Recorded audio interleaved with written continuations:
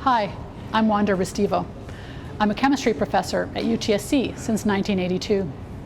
I primarily taught second and third year courses, including the labs. I am also the Dean's Designate for the Code of Behavior on Academic Matters. The code lays out the processes, procedures, and guidelines on how to handle allegations of academic misconduct. It basically outlines what the university's rules of academic conduct are and what happens when these rules are broken. When an instructor believes a student may have broken these rules, the matter is brought forward to the dean's office to be investigated and resolved. I am one of 3 faculty designated by the dean to administer the code in these matters. I review all of the information and meet with the student involved to discuss the matter. If I determine an academic offense was committed, I decide on an appropriate sanction or penalty for the violation. When I am deciding on a sanction, I refer to guidelines set out by the vice provost. These guidelines are set so that they are consistent across the 3 campuses. No matter which campus you attend, St. George, Mississauga, or UTSC, you would get the same or similar penalty for actions you took. I have a wide range of sanctions available to me. For something minor, I can give out a written reprimand, which is a warning letter that counts as a first offense. I can also reduce the grade of the assignment by a certain percentage, give a 0 for the assignment, or go further with the 0 plus additional penalties. For very serious offenses or situations where the student has seen us multiple times for other offenses, I can give a 0 for the course. I can also suspend students for up to 12 months. As you can see, the university takes these matters seriously. University life is stressful in different ways for different people, even for instructors. You may feel at times like you don't have any other options. For each student I speak with, they come to realize what they could have done differently in their situations. The offenses we see most often are plagiarism. Plagiarism occurs when students copy text verbatim or take ideas or concepts from another source in their assignment, all without giving proper acknowledgement or proper citations to those primary sources. Sometimes students tell us they don't understand the rules of citation for their course, or that they knew the rules but didn't take the care they should have due to lack of time.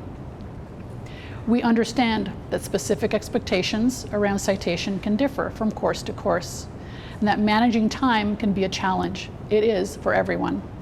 However, it is your responsibility to hand in work that does not violate the rules.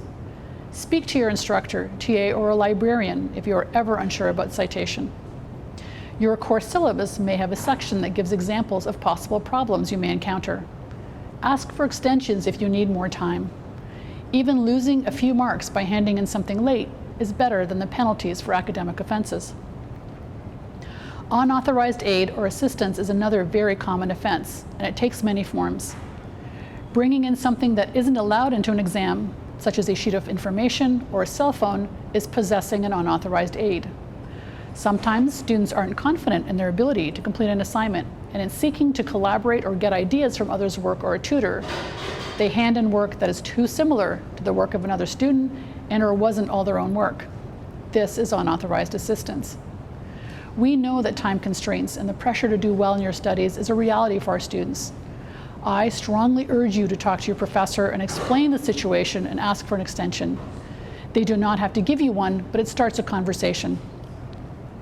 An unfortunate situation we see is when students take extreme steps to avoid exams, such as submitting forged or altered medical notes to support a petition to write a deferred exam.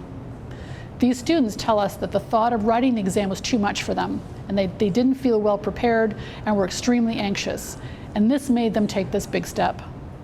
The university takes this type of offense very seriously, and it usually results not only in a 0 for the courses impacted, but also a suspension of 12 months. Exams are stressful for everyone, even the instructor, but the exam is just one piece of work in your academic career. Putting the exam off to a later date doesn't solve the problem. It just puts it off, because a deferred exam is typically written weeks or months later and usually does not benefit the student. My advice to students considering handing in a forged note to defer an exam is to just take a deep breath and write the exam as best you can, and then move on from it. If you're having trouble before the exam, talk to your professor about what it is you don't understand. As a student, there are many resources available to you right here on campus for free. You should know the academic rules. You should also know of and use all of the services and resources on campus that will help you if you are struggling and to help you avoid committing an academic offense. The Writing Center, the English Language Development Center, academic advising, accessibility, and health and wellness are all places that are authorized assistance and can help you, but seek their help as early as possible. Also speak to your instructor or your TA when you are struggling. They want you to be successful.